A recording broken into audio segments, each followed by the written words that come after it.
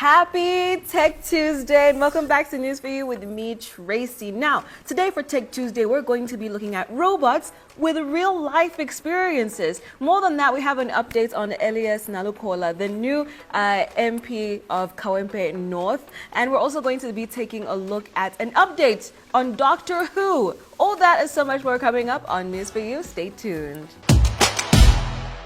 So it seems Noop's threats of getting a mandamus order did not fall on deaf ears, as Elias Nalukoola has officially been gazetted by the government as the new Kawempe North MP-elect. Now, he scored a victory in the Kawempe North by-elections that happened about 2 weeks ago, and he scored about 17,764 votes, well ahead of his rival Farida Nambi, who got about 8,593 votes. But then they went back and added more votes. They found more votes there, that they counted more votes, which were about 465 in favor of Farida Nambi. But I find this extremely interesting because all the other votes that they added were only for Farida Nambi. Not a single one was for any other candidate, not for Aganaga, not for Elias Nalukoola, just for Farida Nambi. It's very interesting, but also the way that they're able to stop counting these votes is when they figure out that there's so much of a lead, like there's that much of a gap that they don't need to continue counting the votes. You know, so much as they may have found the 465 votes, it doesn't make a difference. It only takes her about to 9,000 and something, which still leaves Elias Nalukoola very much in the lead with 17,000 votes. So I don't know. But anyway, this now clears the path for him to officially be sworn in as the Kawempe North MP. So now no more problems for Noop. So we have an update for you in the Doctor Who case. Now, if you're not familiar with it, let me jog your memory. So NBS Investigates did an investigative episode that basically looked into a man who impersonated a medical professional. So now the man who impersonated was a man named Ken Nyombi, and he impersonated a man called Innocent Semanda. Now, basically the update is that they're currently going through the hearings and whatnot. And at Buganda Road Magistrates Court, the key witness and complainant, Mr. Innocent Semanda, was actually cross-examined. Now, he testified that he first met the impersonator, Nyombi, back in 2015 when he was applying for a job at Kaboa Medical Center. Now, basically, this guy, Nyombi, the guy who impersonated him, was handling job applications at the time and potentially had access to Semanda's documents, which is possibly how he was able to impersonate him and get the job. Now, as he was impersonating Semanda, he did many medical procedures that actually left people with intense complications. Now, following the cross-examination, Nyombi's defense sought bail. That is right. They tried to get bail for him and they cited medical concerns. And obviously this was denied because, number one, he has no national ID, he has an expired passport, and no verified valid sureties in regards to his residence. So there's that. But obviously we'll keep you guys updated with all the incoming updates. Swedish startup Intuicell has developed a new technology that allows robots to learn from real-world experiences, much like humans and animals. And they've actually tested this out with a robot dog called Luna, which basically learned to stand up on its own, just like any baby animal would, which is really scary. So now, unlike traditional AI, imagine we're saying traditional AI. Anyway, so usually AI uses existing data and simulations. Now this one is really just going to be developed from a human-led intelligence that allows the robot to adapt and also solve problems in real time. So guys, forget artificial intelligence. This is now HLI, human-led intelligence. And some of its applications include household robots, hospital assistants, and even self-driving vehicles. Guys, I don't know about you, but the more tech develops, the scarier it gets. But more than anything, I think it's a call to action for us as well to be on top of things. As soon as a new thing has come out, learn it, master it, so that it doesn't wipe you out, doesn't wipe out the human race. Let's get in front of this human-led intelligence. Guys, we are human and we are leading. It's been raining cats and dogs lately, and according to the weatherman, this is no coincidence. Weather experts are actually warning us of some disasters like flash floods, lightning, strong winds, hailstorms because of the rains that are coming through, because of accumulated energy in, from the unreleased rains. Because, it didn't rain for a really long time. We were suffering with heat. Now we're going to be having excessive rain all the way until May, according to the principal meteorologist of Uganda National Meteorology Authority. Now we're going to have rains until May, and now it's about to be hectic. But take a look at what Omoni William had to say. Particularly the first rainfall season of March, April and May. Why? Because the first rainfall season of the year normally it is very variable. And it comes with a lot of force compared to the last rainfall season of the year. That is for September, October, November. So now we're seeing that most of the affected areas are going to be Buganda region, Kasese and Ankole. And guys, more than anything, now that we know these rains are coming, we can prepare. So if you know that you live in an area that is excessively dusty, and so it's going to be really muddy when it rains, perhaps take an Uber, because now the dangers of being on a border in the muddy areas are really, really scary. So find other ways, maybe carpooling, maybe taking an Uber. You'd rather arrive late and safe than to not arrive at all. The same goes for drivers on these roads, especially when it comes to driving on the expressway, on the bypass. Let's be safe. Let's not overspeed. Let's have our double indicators on, and let's just, try to be safe. More than that, let's wear our coats and let's not get sick of the flu during this time. But yeah, guys, that is the weather update. Rain. We went from one extreme to another. Gotta love tropical weather. It's time for the profile, and every day we bring you a champion in society with the golden boy with the silver back or silver head. I don't know. Either way, it is elevation style, champion style. Check it out. Greetings and blessings. My name is Jockeys Clean for News for You and Profile Plus on NBS TV and NBS Plus. We do profile a champion out of society every day, and today, of course, we do the thing again one time.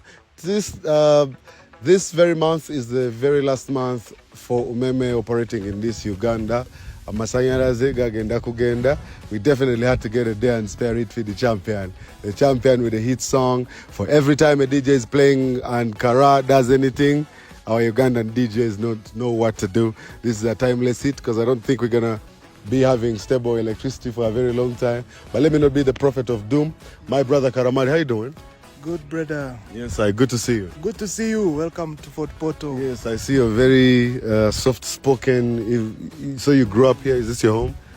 I grew up in Kampala. Yeah, educated in Kampala. And this is the home of my dad. Nice. I grew up. So you decided to come back here? Yes, so he decided to move back here, started business. Yes. Then you all came here, and I feel like you really feel very comfortable here, and I think the place has also been nice to you. For somebody who only hears the tune, most of them actually may not have had the chance of even getting to see you because, the song is a hit song for a long time. You can't catch up with everybody, So tell me about a little story. Raymond Karamali, who is he? How did he grow up? What is his story? Raymond Karama is the name that was given to me by, let's say, the people, Ugandan people. But my name actually is Karamale Emmanuel. Yes, although the song was just appreciated by the public, most people who I was hanging out with were not even doing music. I was not actually, when the song became a hit, I was a chef, Nalukoola, in Kampala Road there. So when did you release the song and when did it become a hit? Let's say that in 2 years after the song was released, the song started getting a lot of attention from mostly secondary schools and DJs playing them. Then also the young generation picking up. Yeah. So next thing you know, people coming to me, they come even at the cafe I'm working, they're telling me, hey, by the way, I heard your song on the radio. Someone's telling me, hey, I heard your song in a house party. I'm like, are you serious? So the story by story, it picked up and became a big song. I think since we decided to take this direction of the song, tell me about the guy who did the ti ti ti ti, who produced that part, because it's really like as mad as well. I mentioned him in the song actually, Gwelainas. Yeah, Linus. Although he later left the song to be produced by another one who added on another. And then and we were actually like three of the contributed to the beat. Yeah, and the sound. So they all came together as well, and we made the song. So 3 producers. You also told me that it took you a whole entire month to make this song, because I was thinking that's a very long time to write a song. Tell me about the whole process of the song when you guys made the beat. Why did it take that long, or is that how you work? Actually, the time I was writing, I was having time. I was a student at Makerere, so the life in Wandegea, the chills. So I had to find something to do with my free time away from campus. So there was time to write and meeting people who would also, say something, and then I would also write it down. Yeah, so I always traveled with my pen and paper. And you kept doing a line per line for an entire month. There was time, yeah. Was there a time in the making of that song, particularly the chorus, where Masanya Razegag and Old song? In the chorus was the first idea, the first that came to my mind. And it came because I'm with someone, and then they make my Masanyalaze go away when it had already caught. But that's a joke. It's not a joke necessarily. That's a joke, brother. People say, Yeah, is it because someone removed your Masanyalaze? No, it's that idea just came. But also, it helps because also the people relate to it. They can understand.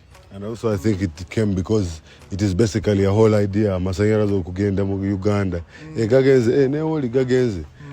So many years after you made the song, you're now chilling here in Fort Portal, and I feel like even the music of the West has started to improve and things like that. And also the fact that I saw that you are registered under the Eddie Kenzo-led Uganda Music Federation. Yes. So tell me about that and the whole organization. Is, let me say, for me as an artist, as a musician, I've been in the industry actively, let's say, for 3 years. And then after that, I went on to do other things. So with the many things that I do, of course, the song was already big. I still sometimes go back, and so that's how we got to meet with Eddie Kenzo, knowing that he's also in the same industry. And then from time we started, making a relationship. But the federation is new, relatively new, compared to his contribution also to artists. But now what I see as a member, first of all, I want to thank Kenzo, because as a member I have received a keyboard, because I'm trying to construct a music studio here for the upcoming and the talents that are going to come. We have talent search here in Fort Portal. People come from secondary schools. Yes, so the studio is going to help, and Eddie Kenzo has contributed a keyboard. That's really, really cool. It's good to see that even when you're so many miles away from Kampala, there's something happening really in that regard. Big blessings, love and light. I have seen you guys also getting popular with Wild One branch, I think, something like that. Tell me about experiences in Fort Portal, mostly for people who come from like Kampala to come through, mostly like for the event itself. What is it that Fort Portal has to offer to the people? Well, if you talk about like the Wild Ones, the branch in the wild, it's relatively also new. In Fort Portal, it's not known for people to come to an event or a festival. So branch in the wild is like a new event, something new for Fort Portal people. But then it has caught attention or attraction from outside. So it's an event that happens, like I don't know if it's every year or twice a year. Twice a year. Yeah. Twice a So year, people come and then they attend this event. So it's actually also new here, but people have been coming from Kampala, you see. Yeah. Nice party. Big blessings, love and light. Yeah, man, this is a blessing. And of course, that Umeme is operating. This is its last month. We had to bring the bad man there. And of course, before we go, Do you actively do shows these days? I do mostly